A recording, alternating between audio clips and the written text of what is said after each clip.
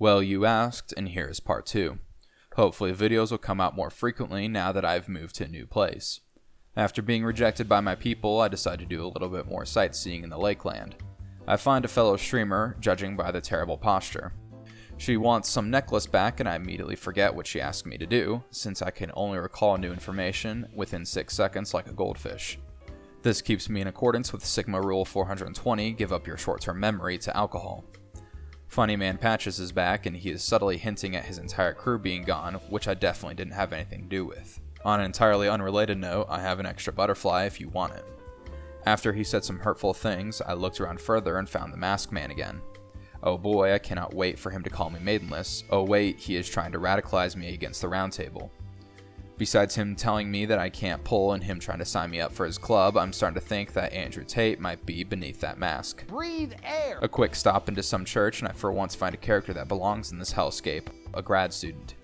Accurate to real life, he is broke as a joke and just wants a couple bucks, which I happily oblige. Liurnia may be a bust, but at least I can go back to Limgrave. After murdering some demi-humans, I find Kenneth Height, where else but on a high cliff.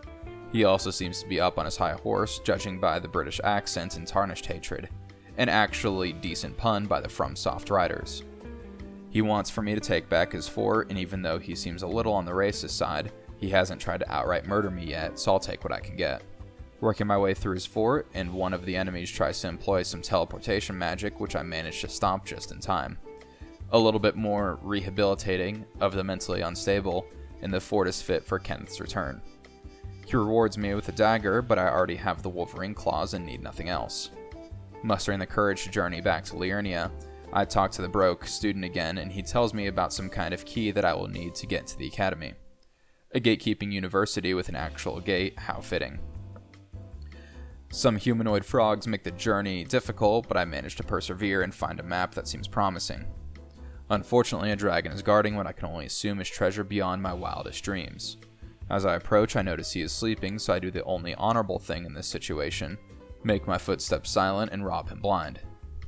Unfortunately, I haven't taken a single shower in 3 weeks and the dragon smells me coming. The old adage of being stuck between a rock and a hard place holds true, but there is a second, secret part of the saying that has been lost to time. It goes, when stuck between a rock and a hard place, use a magical double jumping horse to escape. Thankfully, I meet those requirements and do a tactical retreat. After recreating the heist from The Hobbit, I full send into the academy. Again, I can't help but think how ridiculous it is that I had to risk my life just to enter a university. Entirely unrealistic, a real university would make you throw it away from the start. Some zombies suck away my will to live, and I realize it's time for me to backtrack some more. While going back through Limgrave yet again, I jump over this cliff and barely manage to avoid dropping down into the ravine. Just like you all should drop a like and sub to me, Solardrop. Don't worry, I hated that joke too. Anyway, I encountered Borg, the Carrion Knight, and honestly I'm surprised these guys even had armor. Alright, there's absolutely no way this guy should be smart enough to use sorceries, after all his entire stomach is missing. His brain cannot be getting the nutrients it needs to destroy me like this. Not only does he have sorceries on his side, he also attempted to glitch me out of this reality with a teleportation spell, but I barely managed to escape yet again. Not too many attempts and I am once again rewarded with utter garbage. Luckily, I encounter a strange masked man in the swamp who offers me a prawn. This is the best battle item in the game, and I'm finally starting to feel accepted by the swamplands. On my way back to the academy, I forget to take that left turn into Albuquerque, and am now in the Eternal City. Strangely enough, there is not much around except for one guy staring at the stars. Well, I figure he might want some company, seeing he's all alone, and I like staring at stars as much as the next guy. Unfortunately, he takes my approach as a threat. I think I'm ready to fight this guy, but it feels like I'm giving him back scratches while he's swinging a semi-truck at my face. Many of the attempts go the same way. I think I might catch this guy by surprise, and he harnesses his Navy SEALs-induced paranoia to hear me coming every single time. I even tried silencing my footsteps, but this guy must have a huge schnoz underneath that helmet because he catches me yet again. Defeated, I take my anger out on a common soldier who I whiff 2 parries on and get destroyed by.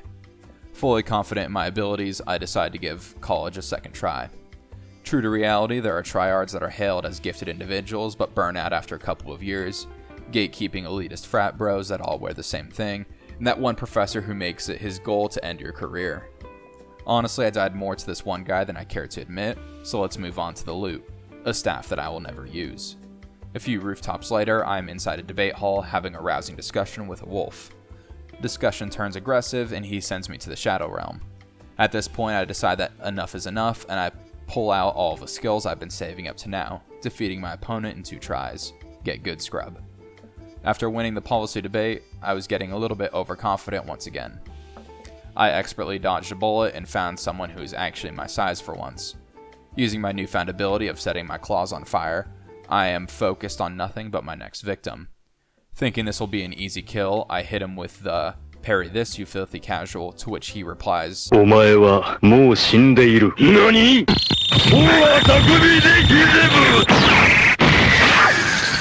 This parrying god sent me to the respawn screen for no less than 10 attempts, and then it was time for the next boss. Walking down the hall, I'm greeted with what I can only describe as a beautiful hallway, complete with floor-to-ceiling bookshelves. As I am taking all of this in, something bites my ankle. I freaked out a little bit and then realized that it is only an English major defending her territory. Rennala calls more of them out and the fight begins. Slashing through crawlers, singing lullabies wasn't on my list of things to do today, but it is now. This boss fight was honestly ridiculously easy and I beat it on my first try. Or so I thought. Someone named Ronnie third parties me and hits me with that Gojo domain expansion. This is where the true pain begins. This boss fight was nothing short of hell for the Wandering Wolverine. I even tried switching up my weapon a few times, using my honorable build to no avail. The magic repelling shield I took from the Parry Knight didn't seem to do me any good either. The only solace I could find in this fight was through summoning my pal, Jerry the Jellyfish. Since no one else could help me in this fight, I knew that I needed to bring my own help. Jerry would sling red acid from across the map like he was Chris Kyle, and Rennala was some poor engineer 2 miles out. Jerry served the invaluable task of buying me enough time while taking some aggro, but even this was not enough. After a real-life day, I finally vanquished Rennala, thanks to the help of Jerry. And as any well-mannered opponent does when they lose, she offers to birth me again. I wish I was making this stuff up. If you like animals that could possibly be dogs, and you also liked this video, be sure to drop a like and a sub. I'll catch you guys in the next one.